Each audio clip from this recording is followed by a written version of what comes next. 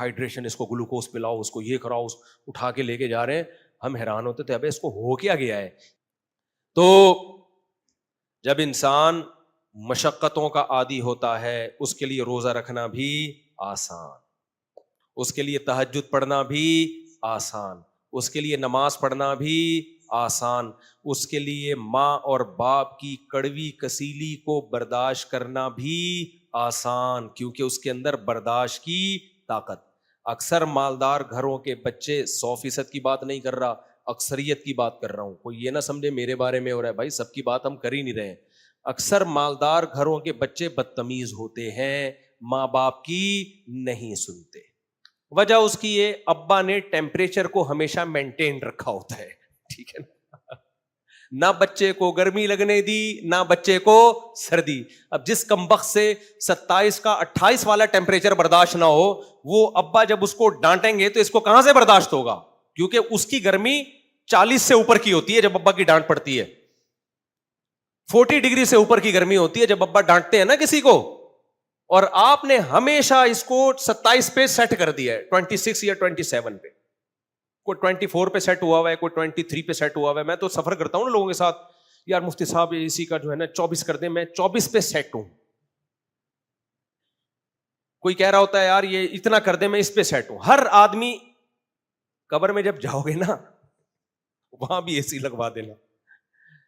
تو اب مالداروں کے ہاں کیا ہوتا ہے، عورتیں شوہر کی تھوڑی سی ڈانٹ برداشت نہیں کرتی، شوہر تھوڑے سے بیوی کے نخرے برداشت نہیں کر پاتا، گھر ٹوٹتے ہیں. طلاق کا ریشو غریبوں میں کم ہے، مالداروں میں بولو زیادہ. ماں باپ کی نافرمانی کا ریشو غریبوں میں کم ہے، مالداروں میں زیادہ. ڈپریشن، اسٹریس، خودکشیوں کا ریشو غریبوں میں کم ہے، مالداروں میں بولو زیادہ. یہ کتابوں کی رپورٹ نہیں ہے، یہ مشاہدے کی رپورٹ ہے. تو سوال پیدا ہوتا ہے بھائی کیوں زیادہ ہے؟ وجہ اس کی ایک ہی ہے، پیدائش سے لے کے بڑھاپے تک بچے کو ایک ٹیمپریچر پہ انہوں نے کیا کر دیا ہے، سیٹ. مشقتوں کا عادی نہیں بنایا. نہ بچوں سے گھر میں کام لے رہے ہوتے ہیں کہ پانی پلا دو، یہ کر دو، نہیں. جب ہم نے سرونٹ رکھا ہوا ہے، ہمارے ہاں نوکر کام کرتے ہیں، ہم بچوں سے کام نہیں لیں گے. تو بچہ بچپن سے کیا بنتا ہے، چھوئی موئی بن جاتا ہے. وہ ڈپریشن کا شروع سے ہی مریض بنا ہوا ہو. تو بھائی کام لیا کرو اس سے، اس کو گرمی بھی لگنے دو، اس کو سردی بھی بولو لگنے دو، تو اس سے فائدہ ہوگا. تو پورا بیان آج میرا اسی پر ہو گیا. تو یہ اس لیے نا کہ میں بہت دنوں سے بہت غصہ آ رہا تھا مجھے، ہر آدمی ہائے پسینہ، یہ بھائی بس کر یار. یہ آج پہلی دفعہ نہیں ہے، کراچی کو آباد ہوئے صدیاں ہو چکی ہیں، ہمیشہ ایسے ہی ہوتا رہا ہے. اتنا شور کبھی بھی کسی نے نہیں مچا، اب بہت مچانے لگے ہیں. میں جب باہر گیا نا، ابے تم کراچی میں رہتے کیسے ہو، ہوئی ایسے کر کے نا اتنی. میں نے کہا بھائی ساری دنیا رہ رہی ہے، اتنی کروڑوں کی آبادی ہے کراچی کی، سردی بھی تو ہوتی ہے ماشاءاللہ. اور کراچی والے ذرا سی سردی پڑے حال دیکھو یار آپ ان کا. کراچی میں زیادہ سردی تو پڑتی نہیں ہے. یہاں میں نے فجر میں ایسے لوگ دیکھے ہیں نومبر میں، وہ کوٹ سردیوں میں پہن کے فجر پڑھنے آتے ہیں جو سائبیریا میں نہیں، برف میں لوگوں نے پہنا ہوا ہوتا. سائبیریا میں برف میں جو پہنا ہوا ہوتا ہے نا، فجر میں وہ کوٹ پہن. میں سے کہتا ہوں مارے گا کیا، ٹینشن سے مارے گا. بس کر بھائی بس کر. آپ سب کو پتا ہے کراچی میں اتنی سردی پڑتی ہی نہیں ہے کہ پوری سردیوں میں سویٹر پہننے کی بھی نوبت آئے. میں نے کراچی میں سردیوں میں جیکٹ صرف اس وقت پہنی ہے جب میں بائک پہ جامعۃ الرشید جاتا تھا، کیونکہ احسان آباد کا کھلا ایریا ہے، صبح صبح فجر کے بعد ہوا لگنے کا خطرہ ہوتا تھا. بس اس دوران جیکٹ، ورنہ میں نے جیکٹ کو دیکھے ہوئے once upon a time jacket یا سویٹر دیکھے ہوئے عرصہ بیت گیا ہے. تو اس میں اتنا چھوئی موئی بنے ہوئے ہیں لوگ کہ فجر میں کیا پہن کے آ رہے ہیں، وہ سائبیریا والے ڈریسنگ میں آ رہے ہیں فجر میں. تو بھائی اتنا نہیں، تھوڑا سا لگنے دو یار، تھوڑا سا کانپ ہی جاؤ گے نا، ایک دم تھوڑی مرو گے.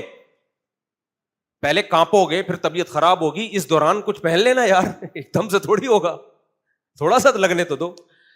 تو بھائی ہمارے مذہب کا حصہ ہے سستی بری چیز ہے, چستی اچھی چیز ہے, بزدلی بری چیز ہے, بہادری, بولو نا, سبق یاد کرا رہا ہوں, میں خود بھی یاد کر رہا ہوں, میں کوئی فنٹر نہیں ہوں, میں خود بھی یہ چیزیں یاد کر رہا ہوں. بہادری اچھی چیز ہے, کنجوسی بری چیز ہے, سخاوت اچھی چیز ہے. اور ایک اور چیز, رات کو جلدی سونا اچھی چیز ہے, دیر سے سونا بری چیز ہے. صبح جلدی اٹھنا اچھی چیز ہے, دیر سے اٹھنا بری چیز ہے. جو صبح دیر سے اٹھے گا سارا دن سوتا ہی رہے گا, چاہے 10 گھنٹے سو جائے وہ. جو رات کو جلدی سو کے جلدی اٹھ جائے گا, تھوڑی دیر سوئے گا, سارا دن فریش رہے گا. تو جب تک محنت مشقت کی عادت نہ ہو, سستی ہماری زندگیوں سے نہ نکلے, اس وقت تک میرے بھائی ہم دنیا کی ذلیل قوموں میں ہمارا شمار ہوگا اور ہم بدنام ہوں گے پوری دنیا میں. اور آپ کے اسلام میں اٹریکشن بھی نہیں ہوگی. غیر مسلم آپ کے روزے اور نماز کو دیکھ کے نہیں آئے گا, وہ آپ کے لائف اسٹائل کو پہلے دیکھتا ہے.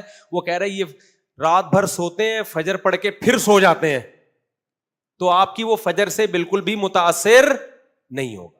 دیکھو اللہ نے فجر رکھی اس لیے, دنیا میں کوئی ایسا ہو سکتا ہے جو آپ کو اٹھا کے دوبارہ سلائے ہیں؟ یہ کوئی مینجمنٹ ہوئی؟ اللہ نے فجر رکھی اس لیے کہ بس بہت سو لیے, اب یہ سونے کا ٹائم نہیں ہے. اللہ نے اس لیے, تو ہم نے ایسی چالاکی کی, ہم نے کہا اللہ تو ہمیں صبح جلدی اٹھانا چاہتا ہے, ٹھیک ہے اٹھ جائیں گے پھر سو جائیں گے دوبارہ. اللہ میاں کہا تم کر کیا رہے ہو یار, میں نے اٹھایا اس لیے تھا کہ بہت سو لیے. دیکھو ہر عبادت کی ایک حکمت ہوتی ہے کہ نہیں ہوتی؟ ہر عبادت کی ایک حکمت مصلحت ہوتی ہے. جیسے قرآن کہہ رہا ہے روزہ رکھنے کی حکمت کیا ہے, تمہارے کنٹرولنگ پاور بڑھے اور تم گناہ چھوڑو. ہم نے کہا اللہ کوئی بات نہیں, ہم روزہ رکھیں گے اور فلم دیکھ کے روزہ پاس کریں گے, غیبتیں کر کے ٹائم پاس کریں گے. تو اللہ میاں کہے گا نا کہ کمبختوں میں نے تمہیں روزہ جو رکھوایا تھا تاکہ گناہ سے بچنے کی طاقت بڑھے, تم الٹا اسی روزے کو پاس ہی گناہ کر کے کر رہے ہو. تو روزہ تو پھر بھی ہو جائے گا, لیکن یہ کر کیا رہے ہو تم؟ ہر عبادت میں ایک مصلحت ہے نا. تو فجر کی نماز میں حکمت اور مصلحت یہ ہے کہ مسلمان قوموں کے کاموں کا آغاز فجر سے شروع ہو. تھائی لینڈ میں نے فجر میں مارکیٹیں فل کھلی ہوئی دیکھی ہے, بہت سارے کنٹری میں فجر کے وقت ساری مارکیٹیں کھلی ہوئی, فل رش ہوتا ہے بازاروں میں. ہمارے یہاں آپ چلے جاؤ فجر میں 12 بجے, ایک دفعہ میں حیدری گیا ہوں تو مجھے لگا اسٹرائک ہے شاید آج. لوگوں نے کہا ابھی تو ان کی صبح صادق بھی نہیں ہوئی ہے. تو اللہ میاں نے فجر اس لیے رکھی تھی کہ مسلم قوم کیا کرے گی فجر میں اپنے بوری کا لی امتی فی بکوری, حدیث میں آتا ہے اللہ نے صبح کے وقتوں میں برکت رکھی ہے کام میں. تو یہ امت ساری صبح صبح فریش ہو کے اٹھی ہوئی ہوگی, نماز پڑھ کے کاموں کا آغاز کرے گی. ہم نے اسلام سے بھی 2 نمبری کی, ایسے ٹوپی باز قوم ہے یار. ہم اسلام سے بھی ہم نے 2 نمبری کی. ہم نے کہا اسلام ہمیں فجر میں اٹھا رہا ہے, کوئی بات نہیں, ہم اٹھ جائیں گے, اس کے بعد ہم دوبارہ کیا کریں گے, سوچ. نتیجہ وہی نکلا پھر 11 بجے, ٹھیک ہے نا. تو یہ ساری فسادات ہیں ہماری سوسائٹی میں, جس کی مجھے بھی اصلاح کی ضرورت ہے اور آپ کو بھی. تو مل جل کے اس کی اصلاح کر لینی چاہیے. میرا خیال ہے ہم سب کو انسان کا بچہ بن جانا ہے. اللہ عمل کرنے کی توفیق عطا فرمائے.